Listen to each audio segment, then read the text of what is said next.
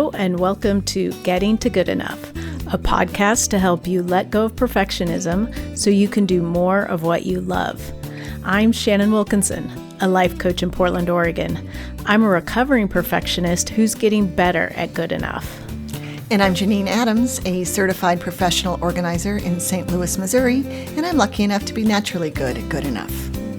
And today we're talking about treating ourselves with compassion, especially in terms of imperfection.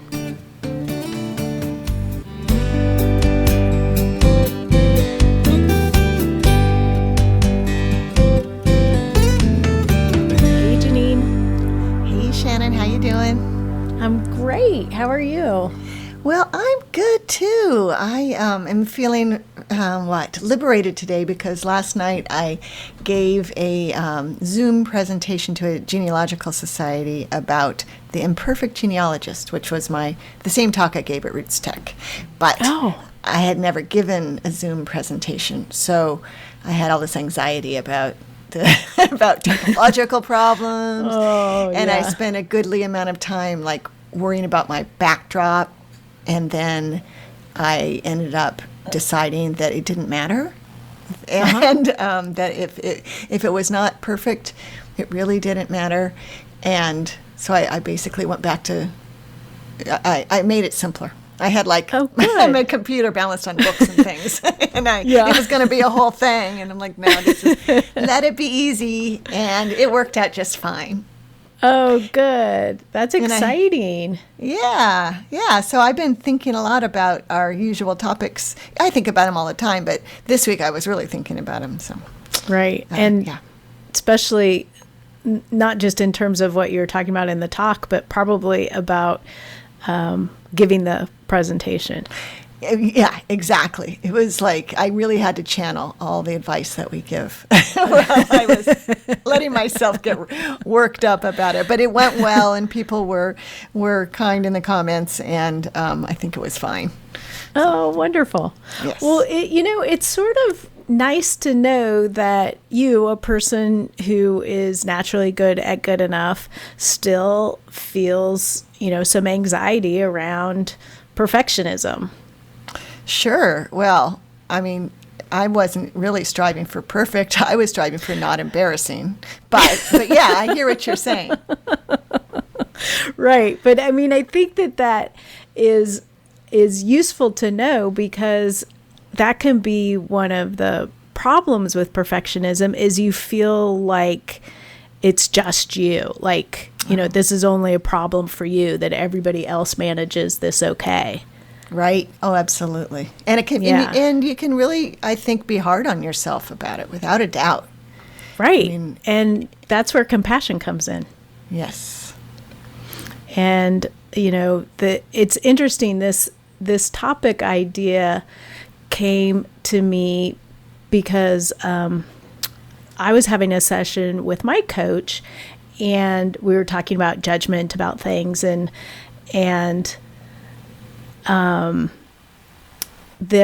she said it was something about what the opposite of it was, and I was talking about sort of not caring, and she said, well, the opposite of judgment isn't apathy, it's compassion. Yes. And that just hit me so wow. I mean, it was just really huge. That's significant. I'm thinking about it in terms of my work and how we are, professional organizers and coaches, are absolutely we need to be absolutely non-judgmental, and we also need to be very compassionate. And I hadn't thought of them as opposites that they are. I don't know why that feels so important, but it really does. Yeah, doesn't it? Yeah. So this is a little bit of what I experienced when she said that. Uh-huh.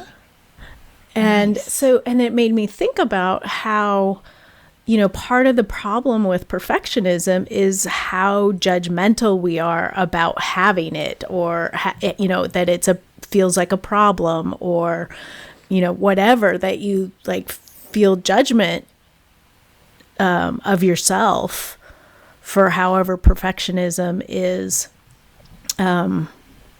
making things difficult in your life. And rather than trying to get to a place of not caring, looking at what you're dealing with through a lens of compassion can make all the difference.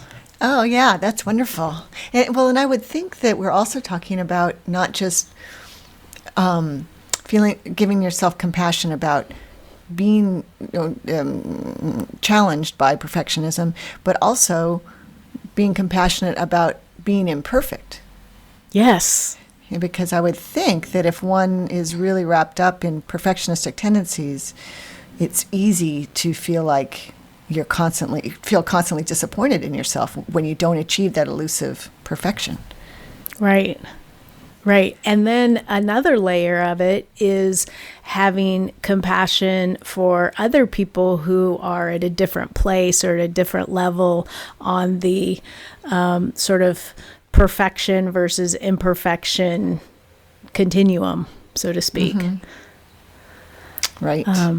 Yeah. So bringing that feeling of compassion in whenever perfectionism comes up, whether it's for you and how you're thinking about things, whether it's someone else, it can really, I guess how I describe it is like it opens up your options. Mm-hmm. Like when you experience something from a place of compassion. Right. And I think even among people who are, generally speaking, very compassionate, to others, can be really hard to be compassionate when it comes to yourself. I know I'll say things to myself that I would never say to a client or consider saying right. to a client. Yeah. And I was thinking, I remember when I first started my business 15 years ago now, I was really struck by how hard people who were dealing with disorganization were on themselves. That they were just had so little compassion for themselves. And that's one of the things I've always tried to do is open them up to feeling okay. I mean, being kinder to themselves. Mm-hmm. But again, this idea that it's the flip side of judgment or the opposite of judging yourself is being compassionate to yourself fits right in there. Yeah, it really does. And I think part of where this comes from is that in our culture, we sort of have this idea that you have to kind of be harsh on yourself to make sure you don't do something wrong or make the same mistake again or, something like that. Mm-hmm. And that if you're not hard on yourself, you're going to let yourself get away with it and you're going to do it again. Or you're going to continue to have this issue that you are experiencing because of feelings of perfectionism. So, in your work, someone may feel like they have to beat themselves up about not being able to manage their clutter, because if they don't beat themselves up about it, then they would be accepting it and they don't want to accept it. Mm-hmm. Right. When in fact, beating themselves up doesn't help anything. And if they can treat themselves with compassion, that might open up the ability to learn some new skills or seek help in learning some new skills so that they can manage their clutter or manage not to have clutter. Exactly. And I come up against this with clients all the time that, it can be anything that they're working on, but there's just this, I don't even know what it is. It's like a belief maybe that if you're not hard on yourself, then you'll never get over this issue. Interesting. And so you probably help them get past that belief so they can open up to some change. Yeah, and I hadn't ever really thought directly about compassion being the opposite of judgment. Usually what I do is help them find whatever qualities they need to feel confident that they can do what they want to do. And but it's about like seeing yourself as capable, and as opposed to trying not to make a mistake. Right. And it seems like it's a little bit of a cousin to the idea that something has to be hard, that taking the easy way out on doing something isn't good, and if it's hard and you accomplish it, then that's better. Right, like it counts more. Right. And it doesn't count if it's easy. Right, which is not the case in my opinion. Right. We know you're like the champion of the mantra, let it be easy.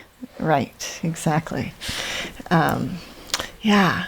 So when you're helping clients, do you have any special ways that you encourage this sort of self-compassion about perfectionism or anything? Well, one thing you mentioned earlier is something that I might do with a client where, like you said, that you will talk to yourself in ways that you would never talk to a client or anyone else.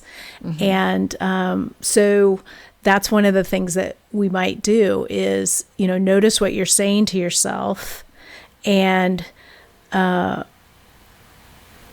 considering what you would say if you were talking to someone you loved. Which hopefully you are, right? Talking to somebody you love. Yes. Yeah. Yeah.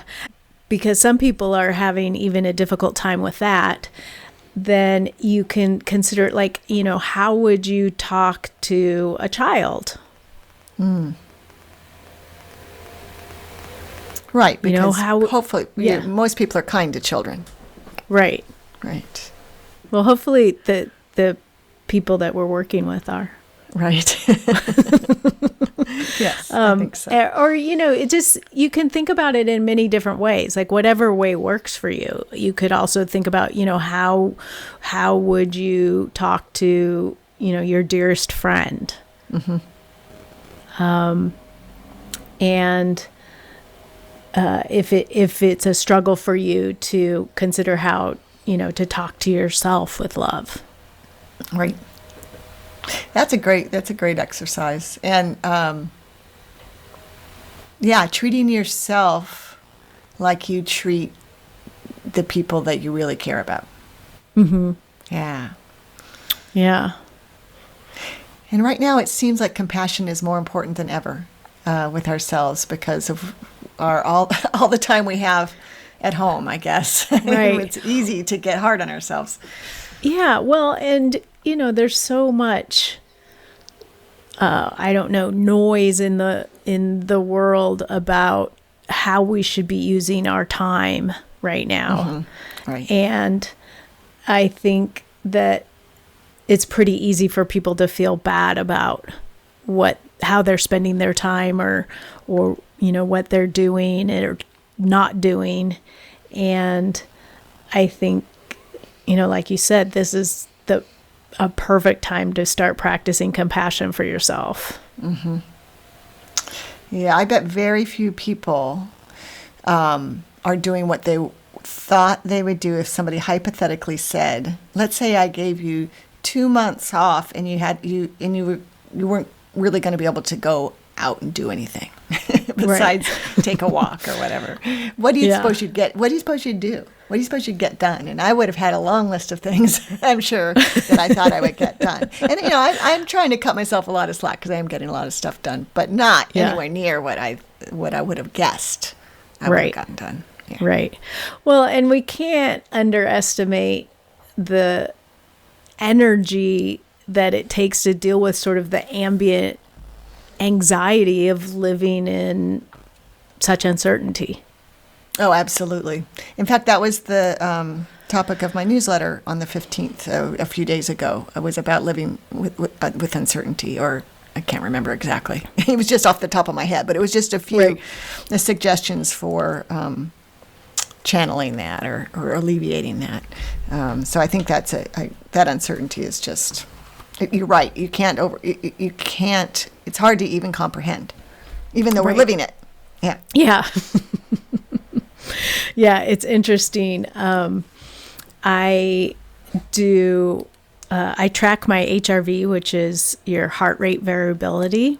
Mm-hmm. And it helps. I started doing it to see how my training was going. It sort of helps you track how you're recovering from training. And I hadn't really looked at the longer term trends in it. And with heart rate variability, let me think now. Is higher better or lower better? I think, now I can't remember, but whatever it is, it jumped, like it got significantly worse in mid-March. Uh-huh. And, wow. Yeah. And obviously I felt like there was more stress in my life from dealing with this, but I hadn't looking at it, like the physiological proof of that was really sort of interesting. Yeah. I wouldn't have expected to see it in my heart rate, I don't think. Yeah. That's really interesting. Yeah. Yeah. So, it's real. And, and so even if you aren't sort of aware of it happening, like having compassion for yourself, that it very likely is happening to you, that your body is responding to this stress. And cutting yourself some slack and, like we said, looking through a lens of compassion for what you're doing or not doing can be really helpful.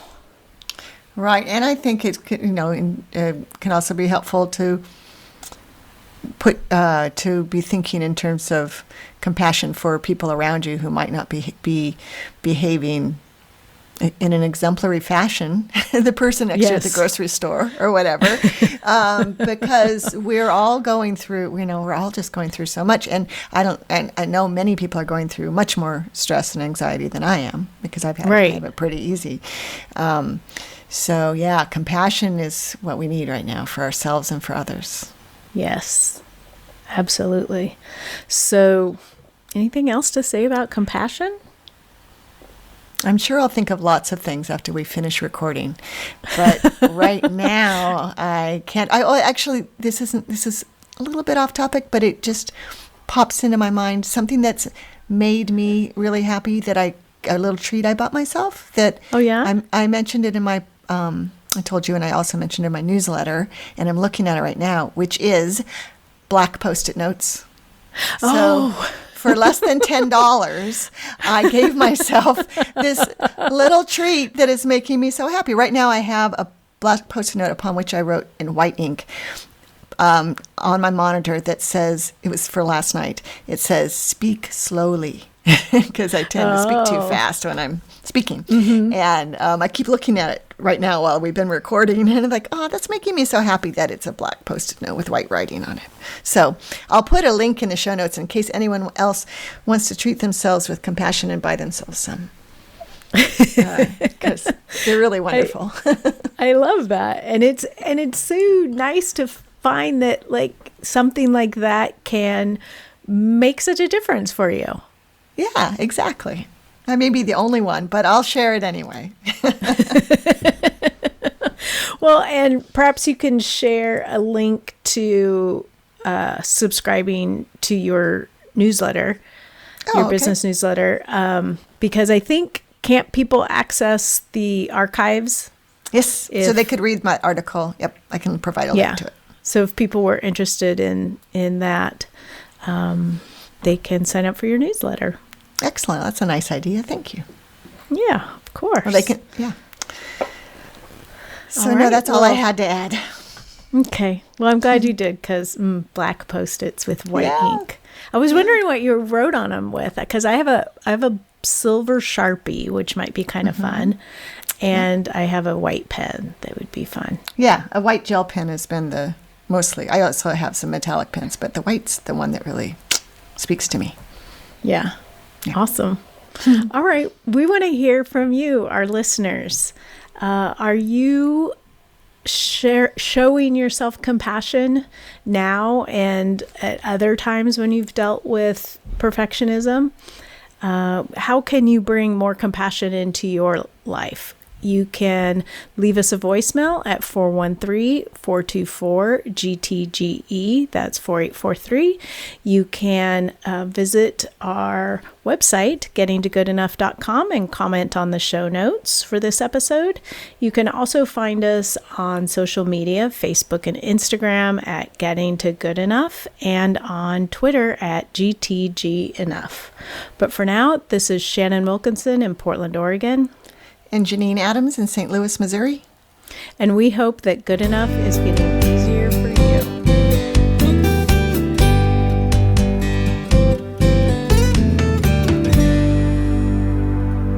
I can't wait to get myself some black Post-it notes. Excellent.